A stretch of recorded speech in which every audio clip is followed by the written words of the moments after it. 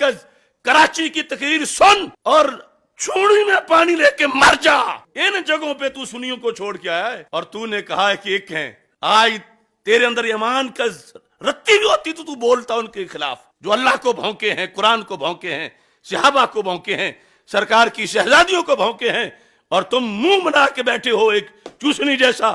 یاد کرو جب تم نے کہا تھا جو یہ کہے کہ دو ہے اس کو دو کر دو, تو یہ تیرے ہے, تو ان کا ہے. یہ جو بھونک رہے ہیں دن رات صحابہ کو, اب بتا کہ تو نے کتنا بڑا جرم کیا جب سنیوں کو پکڑ کے لے کے تو ان کے امام مرکزوں میں لے گیا. آج بول اور بول کے کہہ کہ تو نے جرم عظیم کیا. ان کا تو اتحادی بنا تھا, ان کے لحاظ سے تو کہتا تھا کہ یہ سنی شیعہ ایک ہیں. یہ جرم ہے ان سارے لوگوں کا. اجتہاد اور خطا اجتہادی کی انہوں نے وضاحت نہیں کی, صرف ان کا راندہ راضی کرنے کے لیے کہ خطا بولنا جائز ہے لیکن مطلب ان والا بتاؤ. اگر صحیح بتا ہوتا تو آج پتہ چلتا. جب یہ خطا والا قول ہوا تو کسی کو اضطراب نہ ہوتا. اس بنیاد پر میں پھر کہہ رہا ہوں سارے ٹولے کو کہ مسئلہ فدق میں دونوں جانب سچ تھا, کسی جانب بھی جھوٹ نہیں تھا, دونوں جانب صدق تھا کہ یہاں امکان خطا بھی نہیں. اور نبیوں کا کیا ہے, کہتے صدور خطا بھی ہے. تو رفض نہیں تو اور کیا ہے, غیر نبی کو نبی سے بڑھانا نہیں تو اور کیا ہے. اس کی جو تفسیر منہاج القرآن ہے اس کے اندر اس نے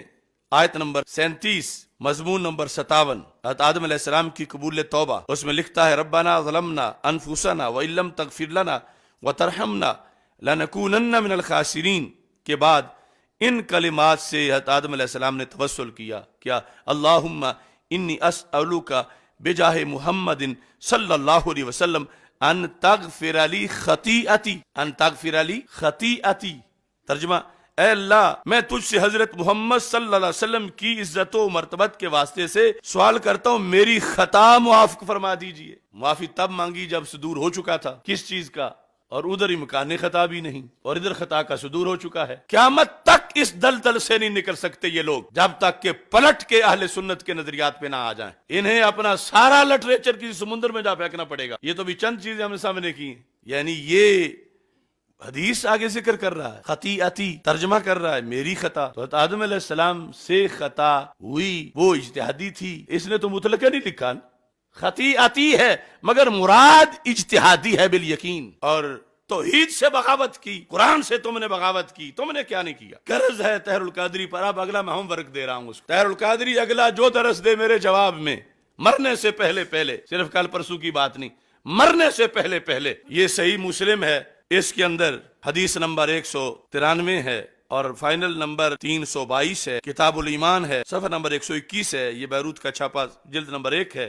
قیامت کے دن لوگ جائیں گے حضرت آدم علیہ السلام کے پاس کہ ہماری سفارش کرو. وہ لوگ بھی سارے سنیں جن کو آج تک لفظ خطا کا مطلب ہی نہیں آیا, اور توہین کرتے ہوئے شور مچا کے ایسے گدوں کی طرح بھاگنا شروع ہو گئے. فَيَأْتُونَ آدم علیہ السلام فَيَقُولُونَ أَنْتَ آدم ابو الخلق. آدم علیہ السلام کے پاس جائیں گے, کیا تم تو آدم علیہ السلام ہو, آپ آدم ہو, ہماری سفارش کرو. میں مختصر کرتا ہوں.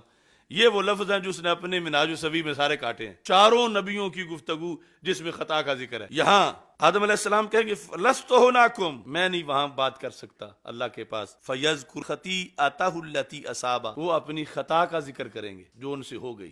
کوئی دانا کھانے والی, وہی اجتہادی ایک نمبر. پھر فَيَأْتُونَ نُوحًا فَيَقُولُ لَسْتُ هُنَاكُمْ, وہ کہ میں بھی نہیں اللہ تعالیٰ سے آج بات کر سکتا. فَيَذْكُرُ خَطِيئَتَهُ, وہ اپنی خطیہ کا ذکر کریں گے. پھر آگے جائیں گے حضرت ابراہیم علیہ السلام کے پاس, لَسْتُ هُنَاكُمْ وَيَذْكُرُ خَطِيئَتَهُ, وہ کہیں گے میں بھی نہیں کر سکتا, وہی خطا کا ذکر کریں گے.